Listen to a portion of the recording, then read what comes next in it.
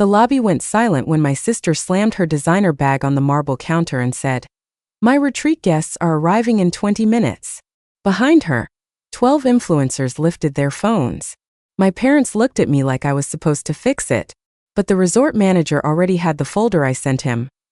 52 fake tickets, 6 stolen logos, and 1 boyfriend using a name that did not exist. Tessa thought I had paid for her stage. She had no idea I had built the trap. My name is Maren Holt, and for most of my life my family had a nickname for me that sounded kind until you understood what it really meant. They called me the Steady One. The Steady One paid the emergency bills. The Steady One answered late-night calls. The Steady One changed flights when someone else forgot a deadline. The Steady One forgave because everyone said she was mature enough to understand. In our family, steady did not mean loved. It meant available. My younger sister Tessa was different. Tessa was bright, loud, pretty, and always standing under some kind of light. If she cried, everyone moved. If she failed, everyone explained it away. If she lied, my parents called it stress. If I asked one question too many, they called me harsh. I learned early that some families do not divide love equally. They divide responsibility. When Tessa was little, I packed her lunches. I signed her field trip forms when Mom forgot. I walked her home from school because Dad worked late and Mom said she was tired. I was 12 years old the first time a teacher told me I was like a second mother. She meant it as praise. I carried it like a sentence. By the time I was 38, I had a good job, a quiet apartment, and a calendar full of things other people needed from me. I also had a body that had survived something my family still did not know how to talk about. 2 years before the retreat, I was diagnosed with lymphoma. 6 rounds of treatment. 3 surgeries. A winter spent counting the ceiling tiles above an infusion chair. My parents visited twice. Tessa sent flowers once and posted about family strength on Instagram before the delivery even reached my door. But in the chemo ward I met Naomi. She was 61, sharp as broken glass, and funny in a way that made nurses stop outside the curtain to laugh. Naomi had no patience for people who wasted survival. She used to tell me, "If you get out of here, Maren, do not crawl back into the same small life just because other people built it for you." She died 5 weeks after I went into remission. At her memorial, I promised myself I would live bigger for both of us. That was why I booked 7 nights at Coyote Glass Wellness Estate, a quiet resort outside Sedona with red cliffs, saltwater pools, private casitas, and no family emergencies allowed. I paid $39,400 for 3 suites, meals, spa treatments, guided hikes, and a week where I wanted nothing from anyone except peace. I invited my parents and Tessa because I still had hope. That is the embarrassing part about people who have been used for years. We do not always stop loving the people who use us. Sometimes we just keep trying to create one perfect week where they finally see us clearly. For a few days I believed it might work. Then Tessa called. Her voice had that bright, artificial sweetness she used when she had already done something and needed me to call it reasonable. "Maren, tiny change of plan," she said. "I'm bringing some people to Sedona." "What people?" "Just a small group. Creators. Wellness friends. A few guests. It's actually good for everyone. We're filming a reset retreat." I sat up in bed. "This is a family vacation. It can be both." "No, it can't." She laughed like I was being cute. "Don't be rigid. You already booked the place. We just need to use the rooms and maybe some meal access." I told people there would be meditation, desert energy work, a sound bath, maybe a private guide. "You told people?" The line went quiet for half a second. Then she said, "You always make things sound worse." That was the sentence that opened the door. I asked how many people she had invited. She said 12. I asked if they had paid. She said some had reserved spots. I asked if the resort knew. She said I was being negative. After we hung up, I did what steady people do when panic arrives. I made a list. Her Instagram showed a polished flyer with the Coyote Glass logo, even though she had no permission to use it. The retreat was called Desert Rebirth, a curated healing experience. The package promised luxury accommodations, organic meals, guided ceremonies, one-on-one coaching, transportation, and private access to a protected wellness estate. Price per person $950 deposit. Full package $1,850. There were testimonials from people I did not recognize. Photos from the resort website. A video of Tessa standing in front of a rented plant wall saying, "My family has partnered with the estate to create something sacred." My family. Partnered. Sacred. I kept digging. By midnight, I had found a private group chat linked from one of her stories. 52 members. 52 people asking where to fly, what to pack, whether they needed to bring yoga mats, whether the guru accepted individual appointments. There was no guru. There was no retreat.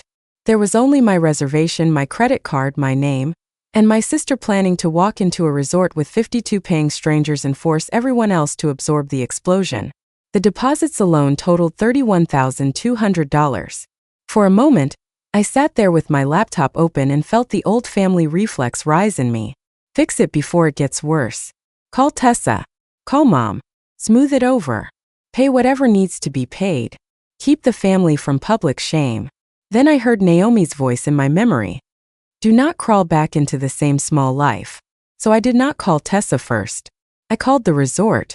The manager's name was Adrian Vale, and to his credit, he did not dismiss me. I sent him screenshots, payment links, flyers, and the fake partnership language. He was quiet for a long time. Then he said, "Miss Holt, we have no relationship with your sister." I know. And your reservation does not permit commercial events, filming crews, or outside retreat guests. I know. Do you want to cancel? I looked at the flyer again. 52 people. 52 deposits. 52 stories Tessa would rewrite if I let her. No, I said. I want to stop a fraud. That word felt strange in my mouth because families teach you to soften language. They teach you to say mistake when you mean lie. They teach you to say overwhelmed when you mean reckless.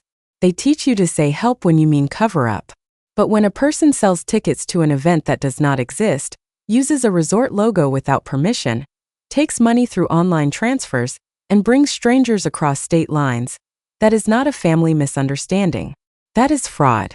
And fraud does not become less real because the person doing it once shared a bunk bed with you. Adrian connected me with the resort's legal team. They asked for everything. I sent screenshots until my fingers cramped.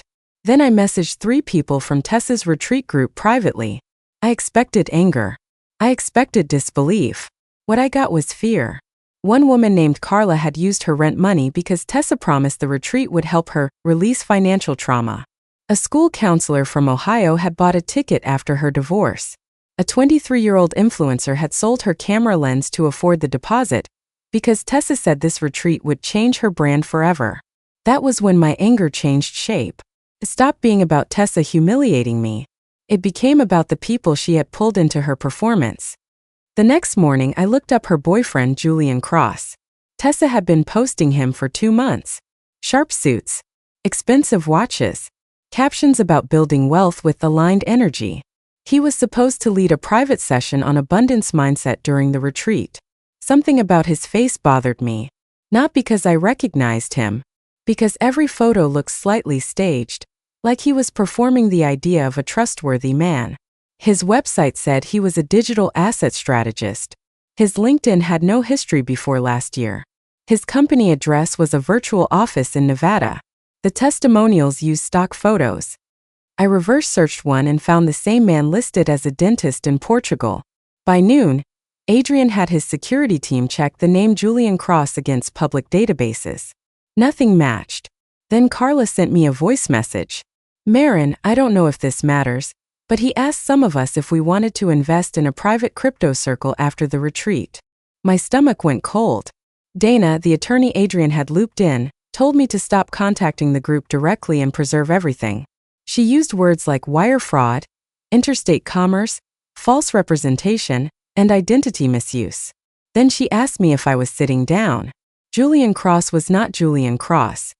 His real name was Everett Lane, and there was an active federal warrant tied to a cryptocurrency investment scheme that had taken more than $410,000 from at least 19 people. He had vanished after skipping a hearing in Colorado. The photo on the warrant was older, with shorter hair and no beard, but it was him. Tessa had not just dragged a scam into my vacation. She had brought a fugitive. I called my parents that evening because some part of me still believed evidence would matter to them. Mom answered on speaker. Dad was in the background. I told them everything. The fake retreat. The deposits. The stolen logo. The victims. Everett. Mom sighed before I finished. Marin, your sister gets carried away. Dad said. You know how Tessa is. That sentence landed harder than shouting would have. You know how Tessa is. Yes. I knew. I knew how she borrowed money and forgot to repay it. I knew how she cried when confronted. I knew how she called me controlling when I refused to lie. I knew how my parents turned every consequence into proof that she needed more protection. I said. She took more than $30,000 from strangers. Dad said. Then help her refund it quietly. Everett Lane is wanted by the FBI. Mom whispered. Do you have to say it like that? I almost laughed. That was my family. Not horrified by the crime. Horrified by the vocabulary. Then Mom said the sentence I had heard in different forms my whole life. You are the only one who can keep this family from falling apart. I closed my eyes. For years, being the strong one had been treated like a privilege. It was not. It was unpaid labor with emotional blackmail attached. I had survived cancer, and still my family saw me as a tool they could reach for. Not a daughter. Not a sister. A solution. So I asked one question. Did either of you know she was using my reservation? Neither of them answered. That told me enough. After we hung up, I opened every account tied to family payments. Tessa's phone bill, which she said was temporary. The storage unit she used for business inventory. The credit card where I was still an authorized backup.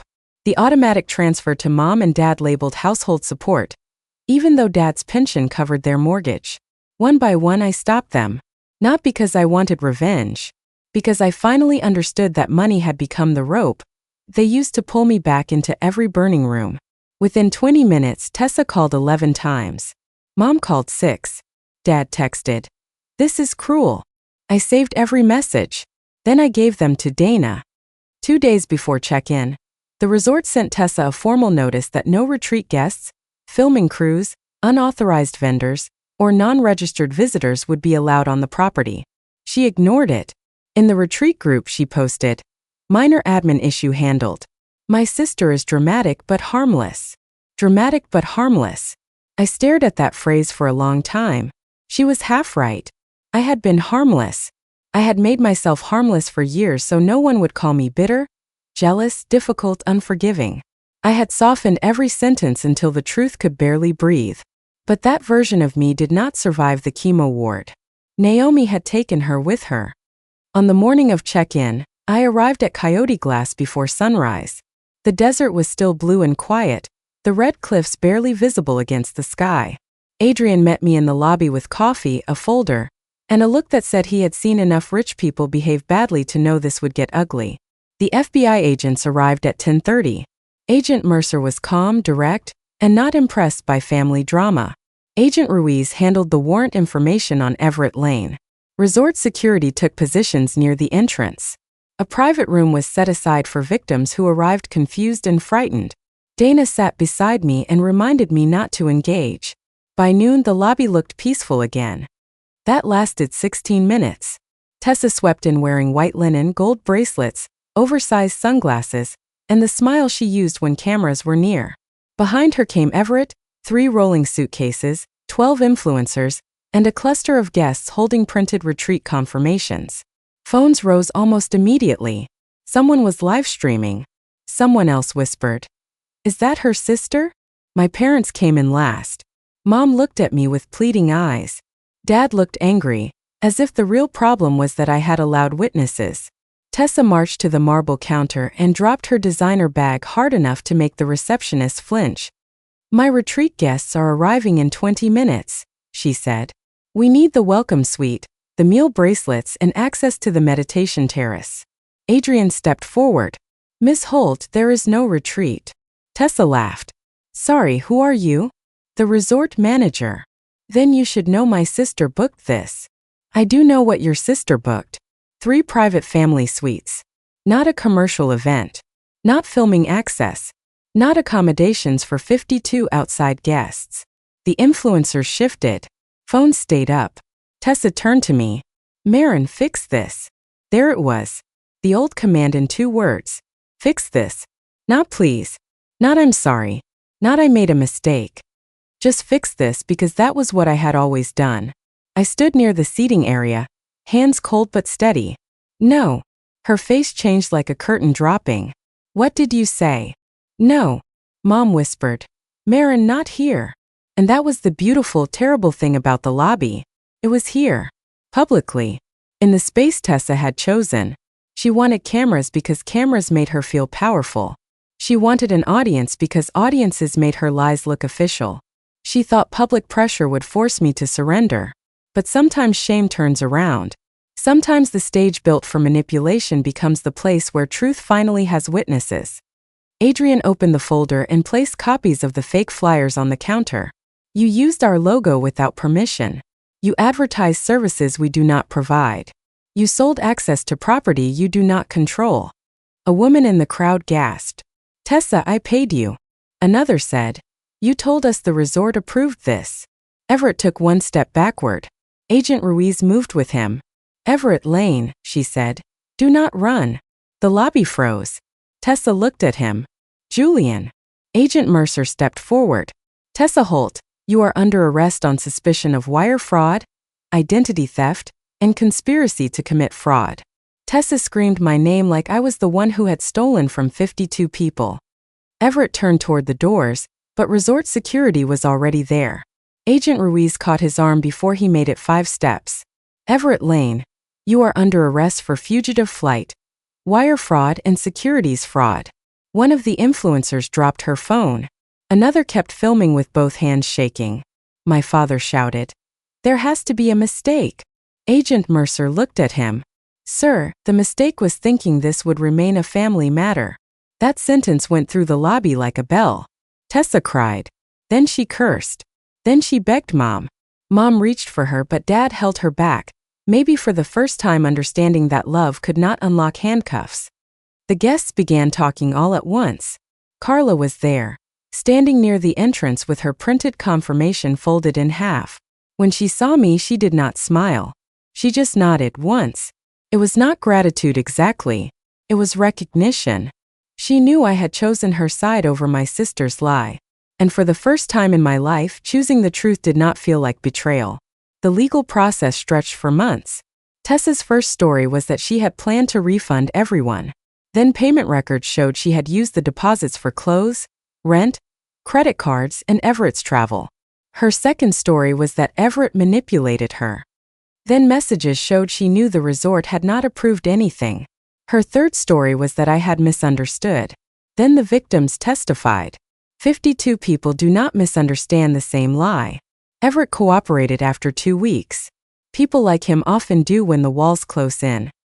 He gave agents messages, account records, and recordings of Tessa discussing how my reservation would make everything look legit enough. That phrase appeared in the final report. Legit enough. It explained so much. Tessa had lived her life aiming for legit enough. Sorry enough. Honest enough. Grateful enough. Family enough. And my parents had accepted almost every half-truth, every performance, because holding her fully accountable would have forced them to admit how long they had protected the wrong child from consequences and the right child from rest. Most of the money was recovered through frozen accounts and seized assets linked to Everett. The victims received restitution. Not all at once, not as cleanly as a story wants, but enough that people could breathe again.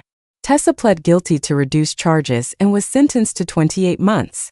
Everett received more than 7 years because of the prior crypto case and fugitive status. My parents were not charged with fraud, but investigators found they had received money from Tessa after the deposits started coming in. They claimed they did not know where it came from. The court accepted that they were not part of the scheme, but they were ordered to complete financial ethics classes and community service after failing to report suspicious transfers during the investigation. Mom cried when she told me. Dad said, "Are you happy now?" I thought about lying to make him feel better. Then I said, "No, but I am free." That was the truth. Freedom did not feel like joy at first. It felt like silence after years of noise. It felt like checking my phone and not answering. It felt like seeing Tessa's name in a headline and not rushing to soften the damage. It felt like letting my parents be disappointed in me without making that disappointment my emergency. I stayed at Coyote Glass after everyone left. For the first 2 days, I barely moved. I slept 12 hours, woke up, drank water, and sat on the balcony watching the desert change colors. Adrian checked on me once, not as a manager but as a person. He brought mint tea and said, "You do not have to turn survival into productivity right away." I almost cried because no one in my family had ever said anything like that. On the third morning, I joined a guided hike. Halfway up the trail, I had to stop. My lungs burned. My legs shook. For a moment, I hated my body for still carrying evidence of what I had been through. Then the guide pointed to a cactus growing out of a crack in the red stone. "Desert plants don't waste energy pretending the ground is soft," she said. I thought about that all day. That evening, I took out the small notebook Naomi had given me before she died. On the first page, she had written, "Live big enough to scare the people who liked you small." I had spent years being useful. Useful daughters do not make scenes. Useful sisters do not call federal agents. Useful women do not choose strangers over blood. Useful survivors are supposed to be grateful for breath and not ask for joy too. But Naomi was right. Survival is not the same as living. So I booked 2 extra nights with my own money in my own name, for no one's benefit but mine. I got a massage. I ate dinner alone under string lights. I turned my phone off during sunrise. I let silence be silence instead of waiting for it to become another demand. A month later, Carla sent me a message. She said the refunded money had kept her from losing her apartment. The school counselor from Ohio wrote that she had started warning her students about online wellness scams. One of the influencers posted a video apologizing for helping promote something she had not checked. I watched it once. Then I closed the app. I did not need the internet to decide whether I had done the right thing. Tessa wrote me from prison in December. The letter was 6 pages long. Some parts sounded sorry. Some parts sounded angry. Some parts still sounded like she was trying to find the version of the story where I became the villain. I did not reply. Maybe one day I will. Maybe I will not. Forgiveness is not a subscription you owe your family because they keep billing you for the past. My parents still leave messages sometimes. Mom says she misses us being together. Dad says I should remember Tessa is my sister. Neither of them has said, "We are sorry we made you carry what was never yours." So I keep my boundary. Not because I hate them, because I finally stopped confusing access with love. These days, when people ask about my family, I do not tell the whole story. I say, "We are not close." That is enough. I no longer hand strangers a courtroom transcript just to prove I had the right to step away. But every year on the anniversary of Naomi's passing, I go somewhere new. Last year it was the Oregon coast. This year I went back to Sedona. I stood in the same lobby where Tessa had screamed my name, where cameras had turned, where the truth had finally stopped whispering. The marble counter was polished. The sunlight was warm. Guests moved through the lobby carrying yoga mats and luggage in ordinary hopes. No one knew me. That felt like peace. I walked outside and watched the cliffs burn orange in the evening light. For a second, I imagined Naomi beside me, making some rude joke about influencer retreats and overpriced herbal tea. I laughed out loud. Then I said what I had wanted to say for years. I made it out. Not just from cancer. Not just from Tessa. Not just from the family role that taught me love meant being used without complaint. I made it out of the small life. And if you have ever been the steady one, the fixer, the payer, the forgiver, the person everyone calls strong because they never plan to help you, I hope you hear me. You are allowed to stop. You are allowed to let the phone ring. You are allowed to call the thing what it is. A scam is still a scam when your sister runs it. A lie is still a lie when your parents excuse it. And choosing the truth over family silence is not betrayal. Sometimes it is the first breath of your real life. Disclaimer. This video is created for the sole purpose of entertainment. All situations, characters, and stories in this video are fictional and are built entirely using artificial intelligence technology. We hope you have a relaxing time.